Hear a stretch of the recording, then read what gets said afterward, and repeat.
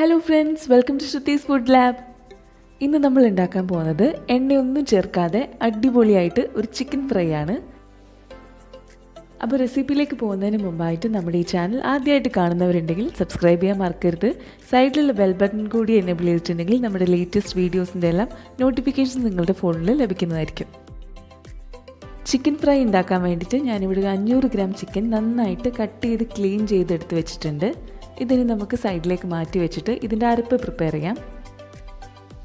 അരപ്പ് ഉണ്ടാക്കാൻ വേണ്ടിയിട്ട് ഞാനിവിടെ ഒരു മിക്സർ ജാർ എടുത്തിട്ടുണ്ട്. ഇതിലേക്ക് ഒരു ചെറിയ സൈസിലെ ഉള്ളി ചേർത്ത് കൊടുക്കാം.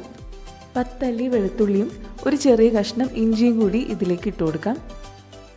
അടുത്തതായിട്ട് നമ്മൾ ചേർത്ത് കൊടുക്കാൻ പോകുന്നത് കുറച്ച് മല്ലിയിലയാണ്. ഇനി ഇതിൻ്റെ മസാലപ്പൊടികളെല്ലാം ചേർത്ത് കൊടുക്കാം. ഞാനിവിടെ 1.5 ടേബിൾ സ്പൂൺ മുളക് പൊടി ചേർത്ത് കൊടുക്കുന്നുണ്ട്. കശ്മീരി മുളക് പൊടിയാണ്.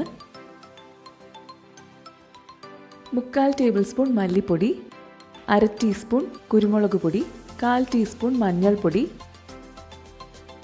1/2 ടേബിൾ സ്പൂൺ ഗരം മസാല, ആവശ്യത്തിന് ഉപ്പ്. ഞാനിപ്പോൾ 1 ടീസ്പൂണാണ് ഉപ്പ് ചേർത്തിരിക്കുന്നത്.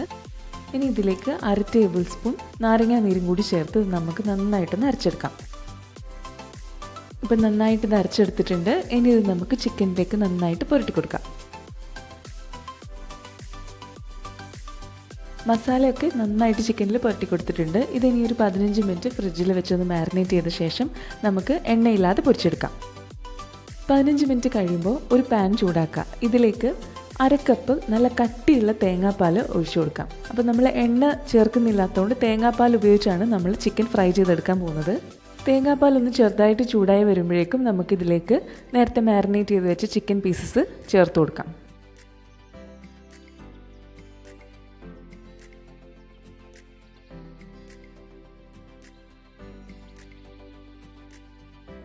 ഇപ്പോൾ ചിക്കൻ പീസൊക്കെ നമ്മൾ ആഡ് ചെയ്ത് കൊടുത്തിട്ടുണ്ട്. ഇതിനിയും ഒരു 7 മിനിറ്റ് അടച്ച് വെച്ച് വേവിച്ചെടുക്കാം. ഫ്ലെയിം എപ്പോഴും ലോയിൽ തന്നെ സെറ്റ് ചെയ്യുക.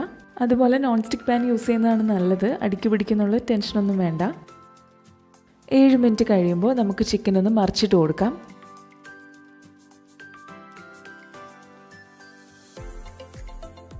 ഇനി ഇത് വീണ്ടും 7 മിനിറ്റ് കൂടി വെച്ച് അടച്ച് വെച്ച് വേവിച്ചെടുക്കാം.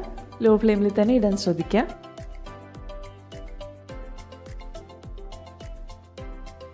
ഇപ്പം നമ്മുടെ ചിക്കനൊക്കെ നന്നായിട്ട് വെന്ത് വന്നിട്ടുണ്ടാവും. ഇനി നമ്മൾ എന്താ ചെയ്യാൻ പോകുന്നതെന്ന് വെച്ചാൽ ഇത് നന്നായിട്ട് കുറുക്കി ഫ്രൈ ചെയ്തെടുക്കാൻ പോവാണ്.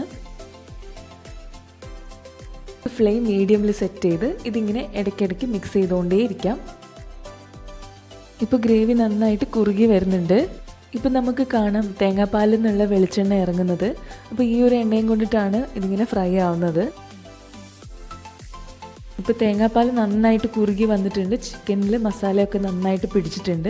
ഇതിന് കുറച്ച് നേരം കൂടി വെച്ച് ഒരു ബ്രൗൺ കളർ ആവുന്ന വരെ നമുക്കൊന്ന് ഫ്രൈ ചെയ്തെടുക്കാം. ഇനി ഇതിലേക്ക് ഞാൻ കുറച്ച് കറിവേപ്പിലയും കൂടി ചേർത്ത് കൊടുക്കുന്നുണ്ട്. ആ ഒരു നല്ലൊരു ഫ്ലേവർ കിട്ടാൻ വേണ്ടിയിട്ടാണ് അങ്ങനെ ചേർക്കുന്നത്. വീണ്ടും ഇതൊന്നുകൂടി ഒന്ന് തിരിച്ചും മറിച്ചുമൊക്കെ ഇട്ട് കൊടുക്കാം.